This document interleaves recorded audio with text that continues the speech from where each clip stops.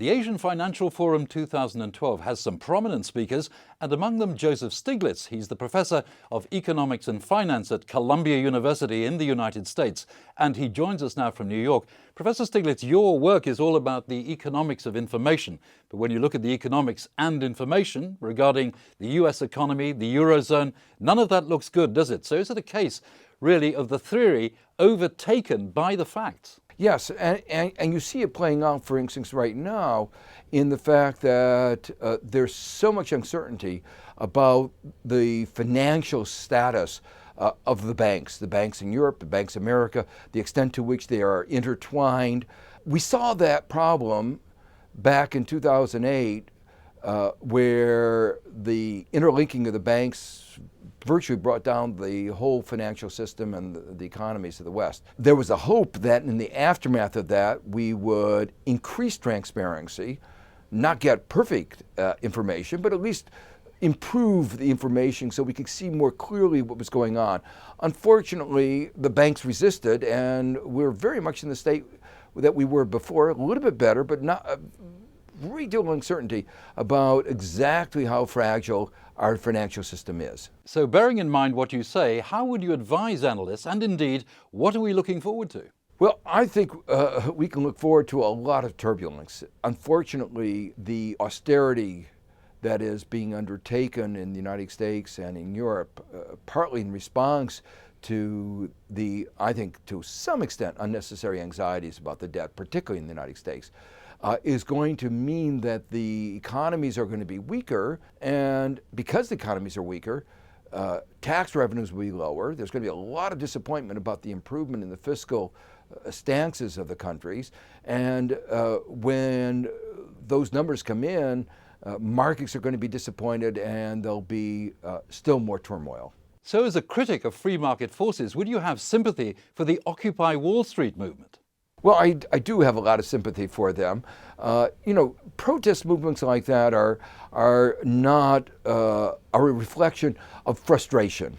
They are a statement that a belief that the electoral process hasn't worked in the way it should. What they're saying is something is wrong with the way things are going, and I think they're absolutely right.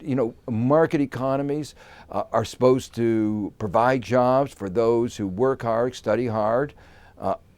Youth unemployment is very high, and prospects do not look very good. So would it be reasonable to say that market capitalism these days has no answer to developed societies? I think that the forces of market capitalism are still very positive when they are directed at the right way. The problem is markets have to be governed. Markets have to be regulated. And that in the years before the crisis, the banks, you might say, bought through their campaign contributions, lobbying, so forth.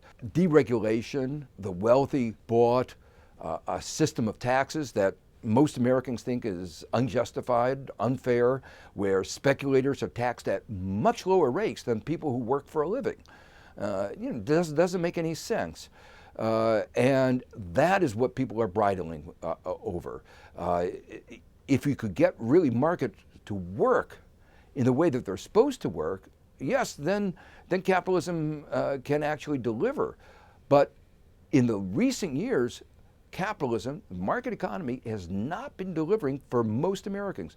Just to give you some numbers, the median income, person in the middle, income today is the same as it was in 1997. There's been almost a decade and a half of stagnation.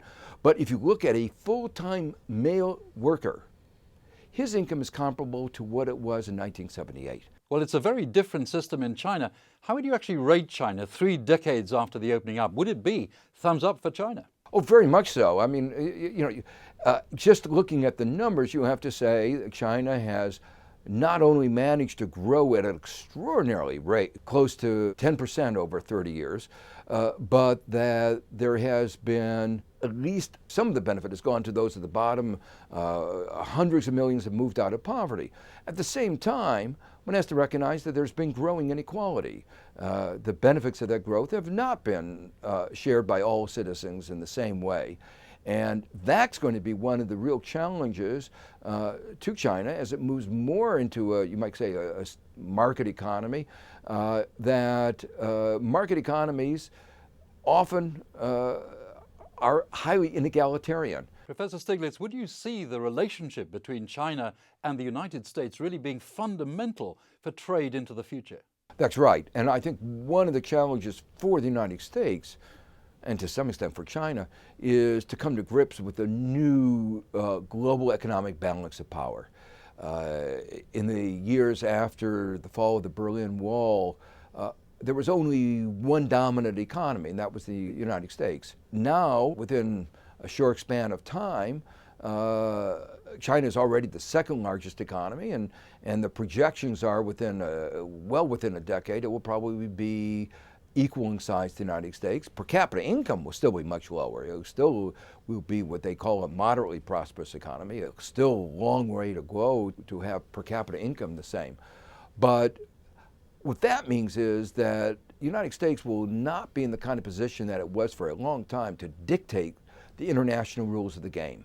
The United States will not be in a position to lecture other countries about how they should run an economy. And after the Great Recession, the credibility of the United States giving those lectures is obviously much diminished. So we're going to have, I think, a new global landscape. And I think it will probably be a good thing for global economic stability, global economic prosperity. I'd like to explore with you the Trans-Pacific Partnership, the TPP, led by the United States with other countries around the Pacific, including Japan, but not including China. Can that sort of system work? Well, I actually have a lot of other reservations about the TPP because I've had reservations about some of the U.S. Free trade agreements, as they're called. They're really not free trade agreements. They're managed trade agreements.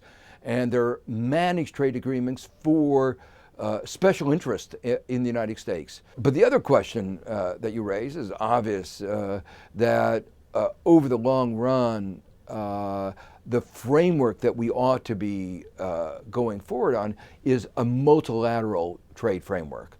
I've been very concerned about these bilateral or regional trade agreements because actually they lead to fragmenting the global trading regime. Economists talk about the extent to which there's trade diversion rather than trade creation.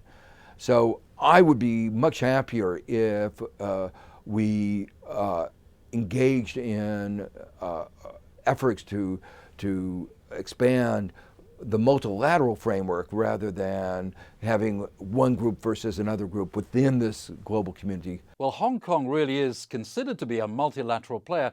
Where do you think Hong Kong's role really stands in the future?